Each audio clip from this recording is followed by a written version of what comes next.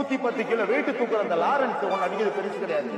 மறக்குமா நெஞ்சு மறக்கவே மாட்டோம் மிஸ்டர் ரஹ்மான். ஒண்ணுதான் யா யா இப்பதான் அந்த அருவி போல் அந்த தருவாய். உன் புள்ள அழுது புலம்புறேன்ல, உன் காதுல கேட்கலையா? எனக்கு ஏதாவது நல்லது செய்யக்கூடாதா?